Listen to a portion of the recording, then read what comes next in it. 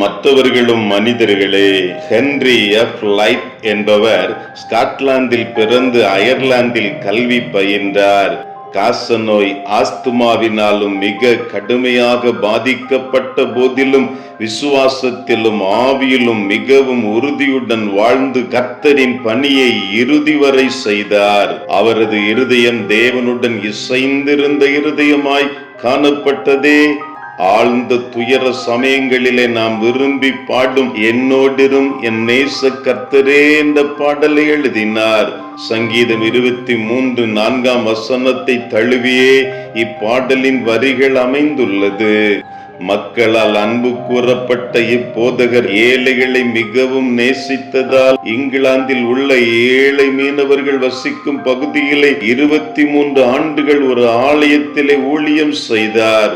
இறுதியில் பலவீனத்தால் தேவ ராஜ்யத்திற்கு எடுத்துக் கொள்ளப்பட்டார். ஆண்டவர் பட்சபாதம் உள்ள தேவன் அல்ல. அவர் ஏழை என்றும் பணக்காரன் என்றும் பார்ப்பதில்லை. அவர் எல்லோருக்கும் தேவன் அல்லவா? இந்த உலகத்திலே அவரே எல்லோரையும் உண்டாக்கின ஆண்டவர். ஆனால் மனிதர்கள் தங்களுடைய சில சுய லாபத்திற்காக சில வரையறைகளை வகுத்துக் கொண்டு இந்த உலக ஓட்டத்திலே ஓடிக்கொண்டிருக்கிறார்களே.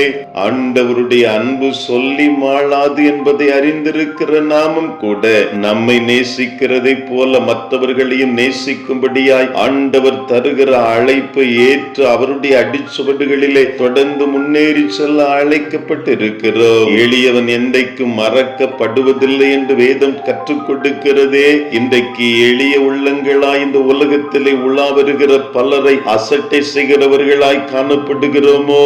சிலருடைய சில குறைபாடுகளை எண்ணி அவர்களை கேலி கிண்டல் செய்து அப்படியா இந்த உலக ஓட்டத்திலே ஓடிக்கொண்டிருக்கிற பலரை பார்த்து கொண்டிருக்கிறோமே. ஆண்டவர் இன்றைக்கு நம்மோடு கூட இடைபெற்றுக் கொண்டிருக்கிறார். நம்முடைய இருதயம் எப்படிப்பட்ட இருதயமாய் காணப்படுகிறது? வெந்ததை தின்போம், விதி வந்தால் சாவோம், இந்த உலக ஓட்டத்திலே ஓடிக்கொண்டே இருப்போம் என்கிற நிலையிலே நம்முடைய ஓட்டம் இருக்கும் என்றால் இன்றைக்கு ஒரு விஷயம் அலசி ஆராய்ந்து, ஆண்டவரே என் வாழ்க்கையில எப்படிப்பட்ட பாத்திரமாய் என்னை நான் நிலைநிறுத்தி கொண்டு இவ்வளவு நாள் ஓடிக்கொண்டிருக்கிறேன் ஆண்டவரே, அதிலே குறைவு இருக்கும் என்றால் நீ சுட்டி காண்பிக்கிற பொழுது என் வாழ்க்கை பயணத்தை மாற்றி அமைத்துக் கொள்ள என்னை ஒப்புக் கொடுக்கிறேன் என்கிற இருதயத்தை இன்றைக்கு ஆண்டவர் எதிர்பார்த்து காத்திருக்கிறாரே. மற்றவர்களும் மனிதர்கள் என்கிற மாபெரும் அந்த எண்ண ஓட்டத்தை பெற்றவர்களாய் ஆண்டவருடைய கரத்திலே ஒரு விஷயம் நம்மையும் அர்ப்பணிக்க அழைக்கப்பட்டிருக்கிறோம்.